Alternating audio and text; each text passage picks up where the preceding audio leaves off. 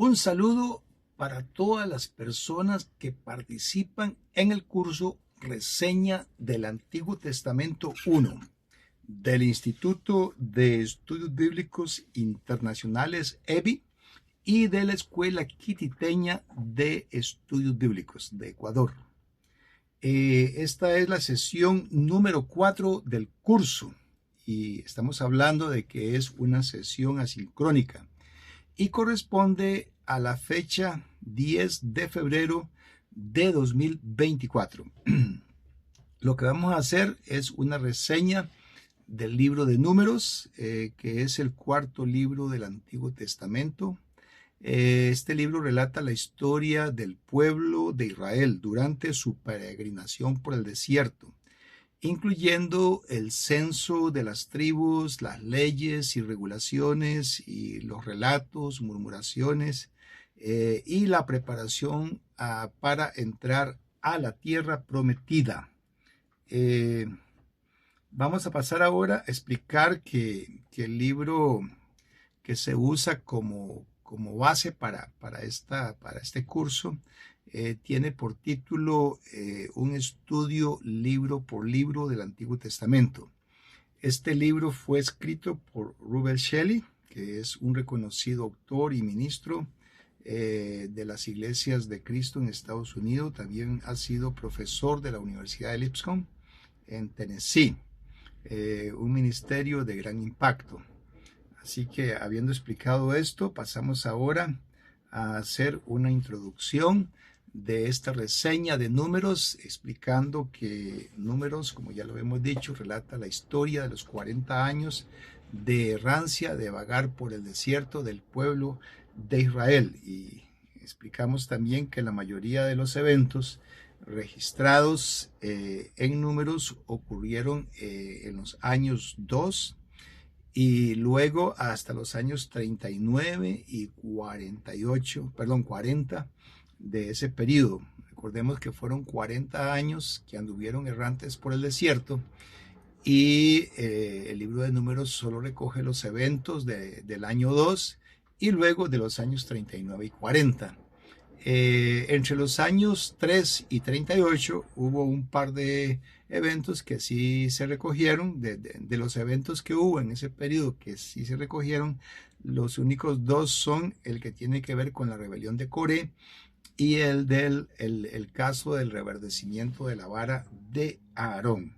Siguiendo con la introducción, en cuanto al nombre del libro, se explica que en hebreo, en la Biblia hebrea, el nombre del libro es En el desierto. Es lo que se ha traducido del hebreo al español, diría En el desierto. Y el nombre Números en realidad proviene de la versión Septuaginta, que es la traducción al griego de la Biblia hebrea. Y ese es el número que se usa en la Biblia en español. Y es un nombre que deriva de dos censos del pueblo que se hicieron y que están registrados en los capítulos 1, el primer censo, y el segundo en el capítulo 26 del libro de Números. Siempre hablando de la introducción, diremos que Números nos muestra cómo los israelitas fueron corregidos y disciplinados en el desierto para prepararse y así entrar en la tierra prometida, o sea, la tierra de Canaán. Pasaremos ahora a explicar algunos elementos relacionados con el contexto. El primero de ellos es que se considera que Moisés fue el compilador original de los materiales de este libro, ya que es un relato detallado y preciso de los eventos en el desierto. Y debido a ese detalle y precisión, todo apunta a Moisés como el autor y testigo presencial de los eventos. Esto es consistente con la tradición tanto de judíos como de cristianos en cuanto a que Moisés es el autor. Y hay un relato que tiene un nivel de detalle y precisión que lo apunta a él como testigo presencial. Siempre hablando del contexto, explicaremos que el viaje de Egipto a Canaán podía haberse completado en cuestión de semanas, pero la incredulidad del pueblo convirtió esta travesía que pudo haber tomado un par de semanas, la convirtió en una travesía de 40 años, porque Dios esperó a que muriera toda esa generación adulta que salió de Egipto para que fueran los hijos de esta generación los que tomaran posesión de Canaán. Y solo Josué y Caleb sobrevivieron de ese grupo de adultos que salieron originalmente de Egipto. Ni siquiera Moisés ni Aarón fueron parte de los que entraron por fin a la tierra de Canaán, como explicaremos más adelante. En cuanto al mensaje del libro, diremos que el mensaje se centra en varias ideas. Una de ellas es hacer un llamado a la fidelidad para no apartarse de Dios y perecer. Es una historia inspirada donde se nos dice que los salvos pueden dejar de estar en condición de salvos, ¿verdad? La Biblia advierte repetidamente sobre apartarse por incredulidad. Podríamos mencionar varios pasajes, pero ahorita no viene el caso. Usted los puede ver en el folleto que acompaña este video. Pero sí diremos que de Números se puede aprender que cuando los hombres se desentienden del Señor, entonces tienden a andar en círculos, pero el avance se da solamente cuando confiamos en el Señor y andamos por fe. Ese es uno de los aprendizajes que se puede obtener de Números, porque es muy claro que en la medida que ellos fueron desobedientes y que fueron infieles, en esa medida ellos anduvieron en círculos. Pero una vez que empezaron a ser fieles, entonces es cuando comenzaron a avanzar y en moverse hacia la meta que el Señor les había dado a ellos. En cuanto al mensaje, es lo que hemos dicho. Y en relación con los temas, el primero de ellos es el tema del censo. Ese primer censo se llevó a cabo 13 meses después de haber salido de Egipto. Y según se recoge en Números capítulo 1, versículo 1. Este censo es importante explicar que incluyó solamente a los varones mayores de 20 años y que eran elegibles para el servicio militar, según algunos textos lo señalan, como Números 1, versículos 2 y 3, y Números 1, versículo 45. Este censo excluyó a la tribu de Leví, porque el censo de la tribu de Leví se hizo por aparte, ya que ellos no participaban en campañas militares. Y el número total de varones, que no incluye a los levitas, fue de 603.550. Repito, 603.550. Muy bien, siempre relacionado con el tema del censo, diremos ahora que una cantidad de 603.550 varones en edad para el servicio militar supone una nación de unos 3 millones de personas. Recordemos que cuando Jacob entró en Egipto con todos sus hijos y sus siervos y sus esposas, ellos eran solamente 75 personas, de modo que en un lapso de 430 años en Egipto llegaron a ser más de 2 millones. Hay eruditos como Delitzsch que han demostrado más allá de toda duda que tal aumento de población es perfectamente factible. También está el tema de andar por fe. El segundo censo dio un total de 601.730 hombres de guerra, o sea, un poco menos en la cantidad. Esto se debe a la vida dura en el desierto, que tuvo su efecto negativo en la fertilidad de ellos. Miles perecieron debido a los castigos de Dios por la falta de fe de ellos. eran como ya dijimos, de 2 a 3 millones de personas en una tierra desolada, escasa de agua y de comida. Por lo tanto, debían confiar en Dios para que Él les proveyera todo lo necesario. Pero continuamente se quejaron y se mostraron faltos de fe.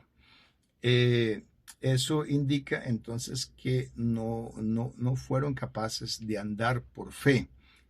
Andaban mucho por vista. En cuanto a los temas, también están los problemas. Diremos que 19 días después del censo, Dios dio la orden de que ellos se dirigieran a la tierra prometida, tal como se explica en Números 10:11. Y solo 3 días después ya comenzaron los problemas. En Números 10:11 tenemos que se da la orden de partida. Dice que la nube se alzó del tabernáculo del testimonio. Otro pasaje que apoya la idea de que partieron es Número 10:33, donde dice que así partieron del monte de Jehová, que es el monte Sinaí. Y como ya lo explicamos, no habían pasado 3 días cuando ya comenzaron los problemas. Tal como leemos, dice que el pueblo se quejó a oídos de Jehová. Estamos leyendo Números 11:1. Y lo oyó Jehová y ardió su ira y se encendió en ellos fuego de Jehová y consumió uno de los extremos del campamento. Estamos hablando de lo que sucedió en Tabera. En Tabera, ese fue uno de los problemas que hubo tan solo 3 días después. Luego de esta queja vino el clamor por carne, el cual se recoge en Números 11:4, que dice, donde se lee que la gente extranjera que se mezcló con ellos tuvo un vivo deseo, y los hijos de Israel también volvieron a llorar y dijeron: ¿quién nos diera a comer carne? Nos acordamos del pescado que comíamos en Egipto de balde, de los pepinos, los melones, los puerros, las cebollas y los ajos. Y ahora nuestra alma se seca, pues nada sino este maná ven nuestros ojos. Ese fue el segundo problema. Otro problema que se dio es que a Moisés se le oponen sus hermanos María y Aarón. En Números 12:2, María y Aarón dijeron: solamente por Moisés ha hablado Jehová, ¿no ha hablado también por nosotros? Y lo oyó Jehová. De modo que estamos hablando que entre los temas se incluyen estos problemas. También está el problema de la incredulidad. Otro tema es la incredulidad, pues se les condenó a vagar 40 años por el desierto como castigo por negarse por incredulidad a entrar en la tierra prometida. De los 12 espías, solo Josué y Caleb tuvieron la fe para animar al pueblo a avanzar y entrar con confianza. El pueblo prefirió hacer caso a los 10 espías faltos de fe, a pesar del elocuente llamado de Josué y Caleb. Y Dios allí los condena a la extinción y solo se salvan por la intercesión de Moisés. Esto es lo que leemos en Números 14, versículos 11 al 20. Ahí se lee que la multitud habló de apedrear a Josué y a Caleb, y Moisés intercede por ellos.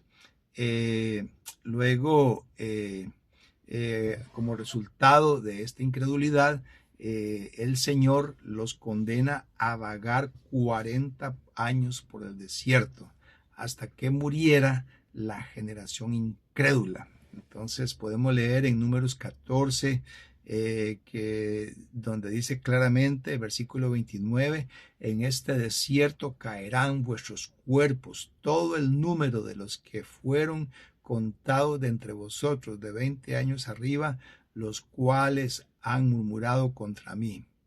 Vosotros a la verdad no entraréis en la tierra por la cual alcé mi mano y juré que os haría habitar en ella, exceptuando a Caleb, hijo de Jefone, y a Josué, hijo de Nun.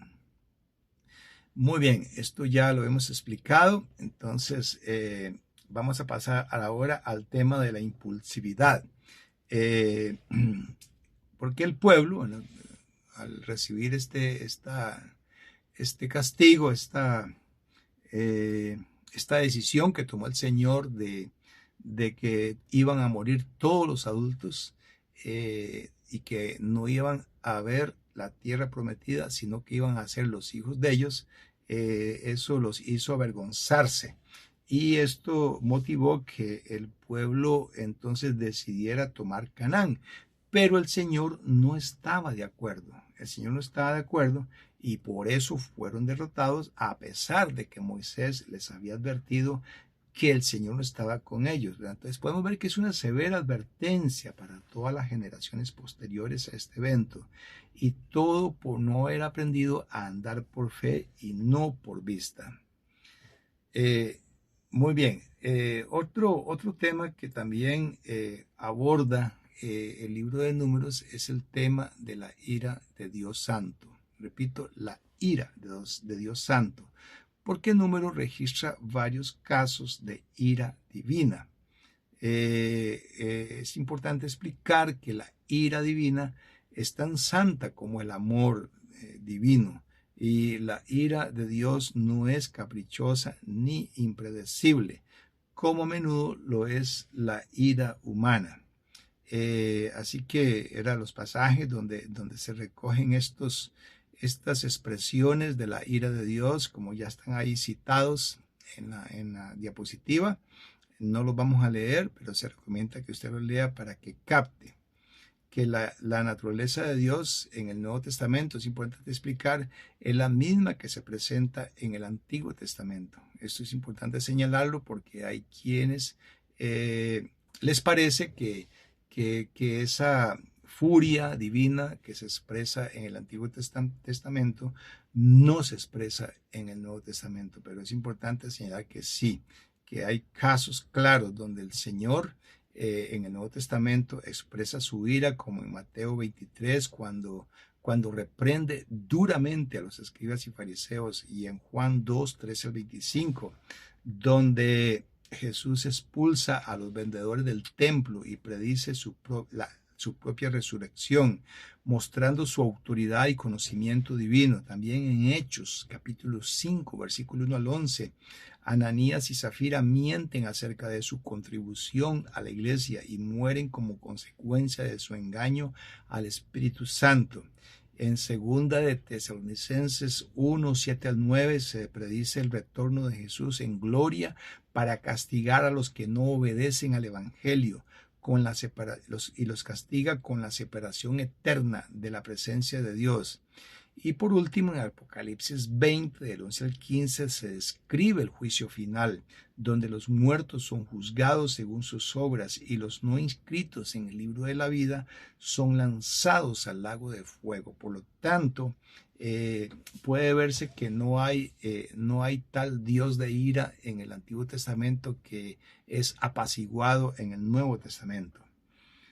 Otro tema que es importante destacar del libro de Números es el tema de los anticipos de Cristo. Es decir, en Números se recogen hay varias expresiones simbólicas que tienen que ver con un anuncio, con un tipo de Cristo. El primero de ellos es la serpiente de bronce, de la cual se habla en Números 21, 4 al 9, donde Dios ordena a Moisés que haga una serpiente de bronce y la coloque en un poste para que cualquiera que sea mordido por las serpientes venenosas y mire hacia esa serpiente de bronce sea sanado. Esta serpiente fue un tipo de la resurrección de Jesús en la crucifixión, según leemos en Juan capítulo 3, versículos 14 y 15. Otro tipo de Cristo que se expresa en Números es acerca del maná que los alimentaba, porque en Números 11, 7 y 9 se describe cómo el maná provisto por Dios para alimentar al pueblo de Israel en el desierto era similar a la semilla de culantro y tenía sabor como sabor de aceite nuevo. y el pueblo recogía el maná cada mañana como provisión de Dios durante su travesía por el desierto. Es tipo de Cristo porque Jesús se refirió al maná diario al explicar que Él mismo era el pan de vida. Y otro anticipo de Cristo se recoge en Números 24:7, donde el profeta Balán profetiza sobre el futuro de Israel diciendo que una estrella saldrá de Jacob y un cetro se levantará de Israel, lo que algunos interpretan como una referencia mesiánica, es decir, una referencia a Cristo.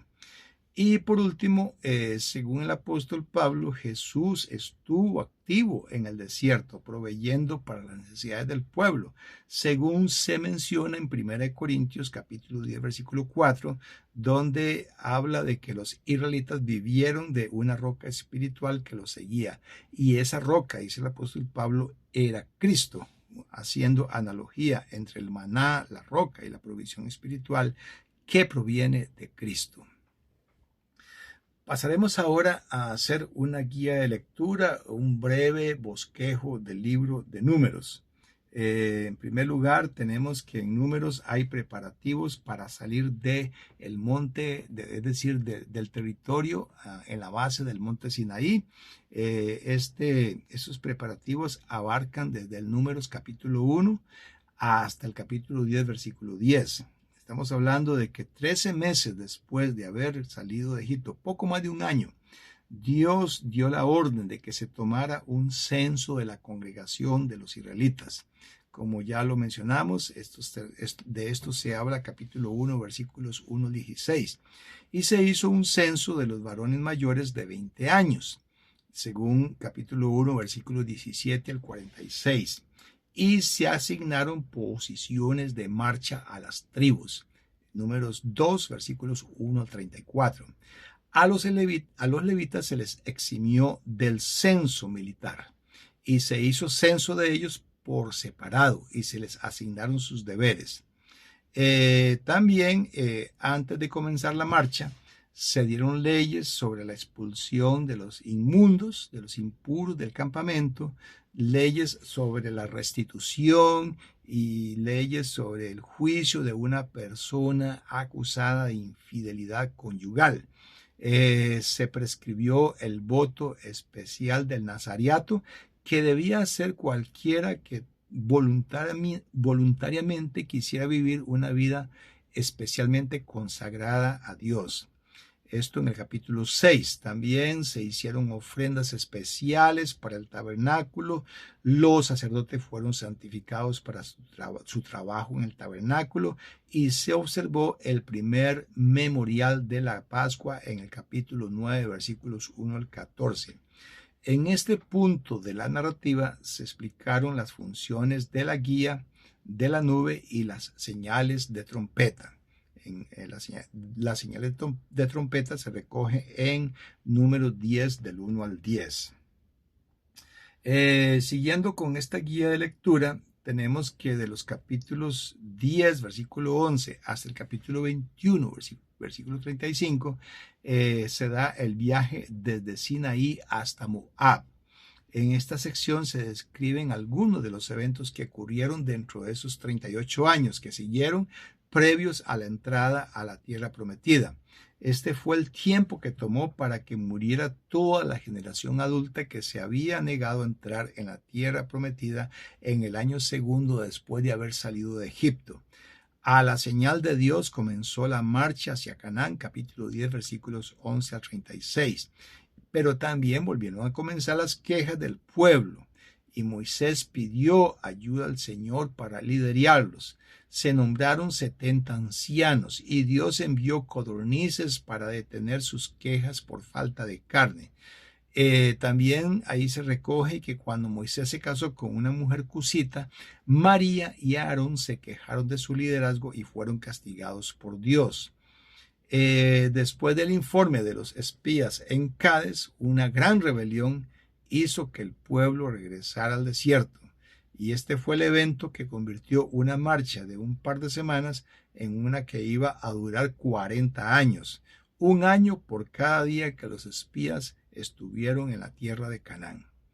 Luego, después de dar algunas leyes adicionales, surgió una nueva rebelión bajo Coré en número 16 y aquí Dios destruyó a los rebeldes y luego todo el campamento comenzó a murmurar porque consideraron que el castigo era demasiado severo, pero por su murmuración fueron maldecidos con una plaga mortal que mató 14.700 víctimas, además de las que ya habían muerto en la rebelión de Coré.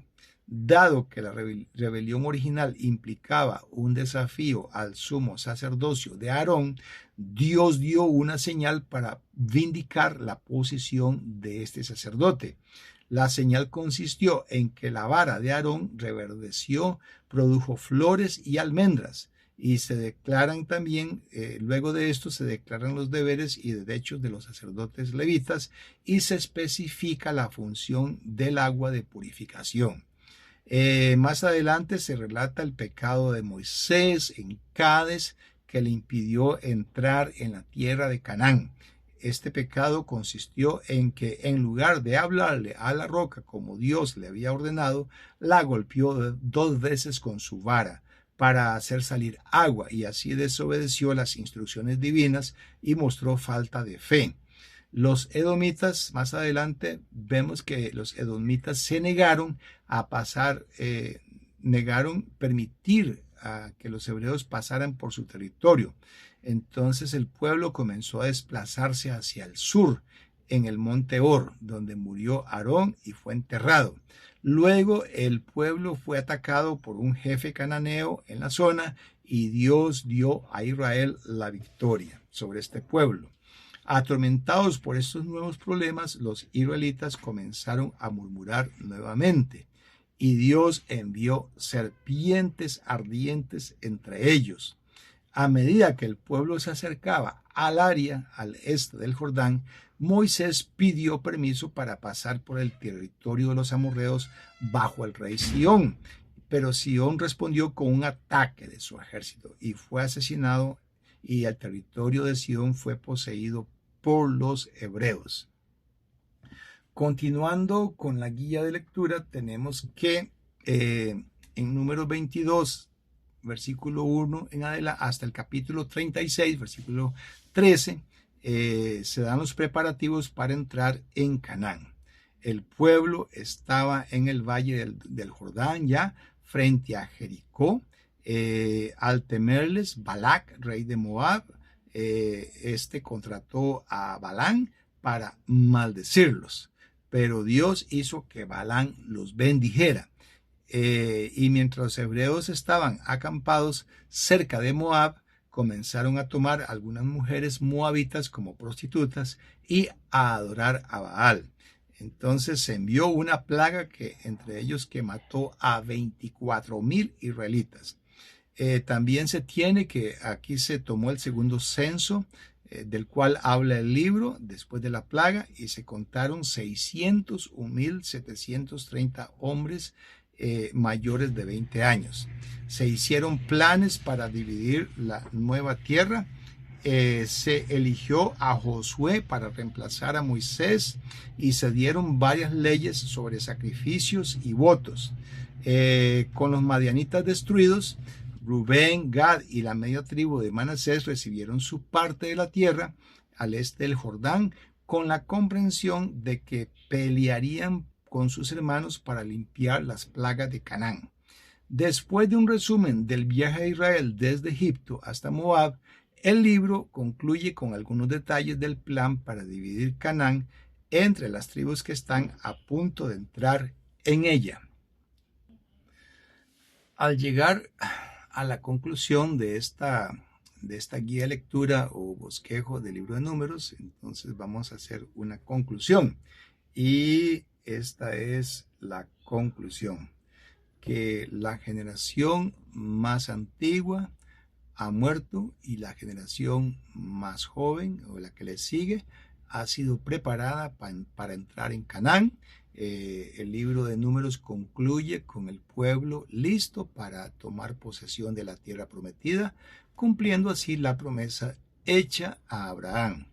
Y por último, diremos que después de las instrucciones de despedida de Moisés, registradas en Deuteronomio, es cuando el pueblo entrará bajo el liderazgo de Josué a la tierra prometida.